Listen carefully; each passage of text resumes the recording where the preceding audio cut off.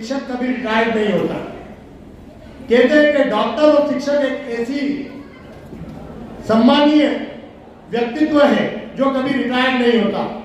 पहले वो अपने दायित्व का निर्वाह करते हुए बच्चों को शिक्षित करते हैं, पर जब वो अपने पद से 60 साल पूर्ण करने के बाद समाज को एक नई दिशा का काम देने का काम करते हैं, तो जो लोगों ने जिन शिक्षकों का रिटायरमेंट कहते हैं, मैं कहता हूं शिक्षक कभी रिटायर्ड नहीं होता।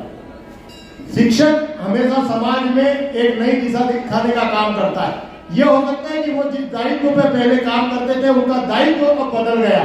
मैं उनसे यह निवेदन करना चाहता हूं कि वे अब नए दायित्व में, नए क्षेत्र में, वो स्कूल में नहीं पढ़ाते, पर अपने अनुभव से वे बच्चों को, समाज को एक नई दिशा का देने का काम करेंगे। साथ ही अभी वर्तमान समय में एक नई शिक्षा नीति आ गई। अभी मध्य प्रदेश की सरकार और केंद्र की सरकार नए स्कूलों को बना रही है, सीएम राइज स्कूल के नाम से, और उन्होंने ये तय किया है कि जिस तरह से प्राइवेट स्कूलों में और पूरे देश में एक शिक्षा प्रणाली लागू होगी।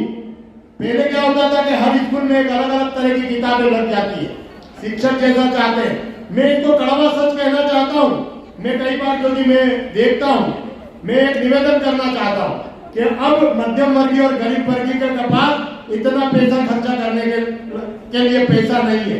आज 3-4 हजार रुपए फीस हो गई, पर वो अपने बच्चों को अच्छी शिक्षा नहीं दे सकते। पर जब मैं देखता हूँ कि कोर्स पहली, दूसरी, एलकेजी, यूकेजी का 5 और 6 हजार का कोर्स आता है, तो लगता है कि हम जब पढ़ते थे तो 2 रुपए 3 रुपए हमारी फीस हुआ करती थी।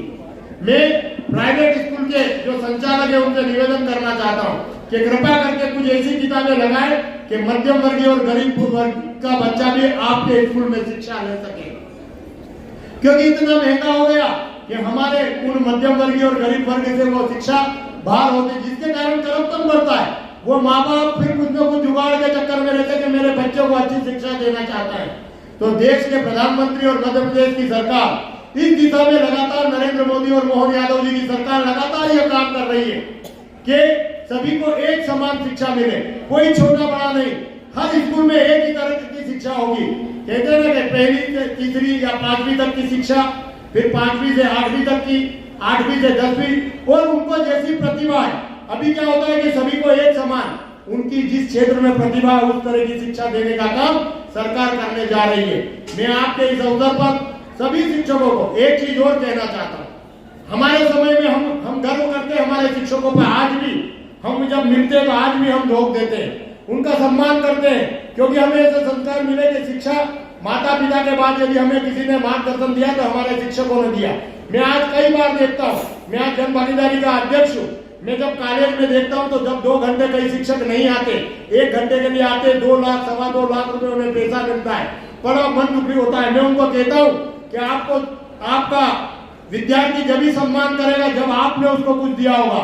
यदि आप आओगे और कुछ न दे के जाओगे तो बाद में आपको कोई सम्मान नहीं करेगा। मैं आप सभी सम्मानीय शिक्षकों को प्रणाम करता हूँ और यह ईश्वर से प्रार्थना करता हूँ कि जिस दायित्व को आपको दिया है, यह एक देश के भविष्य बनाने का दायित्व आपके हाथ में दिया है। मैं ईश्वर से ऐसी प्रार्थना करता हूँ कि आपको इतना संभल दे कि जो भी बच्चा है कि जिस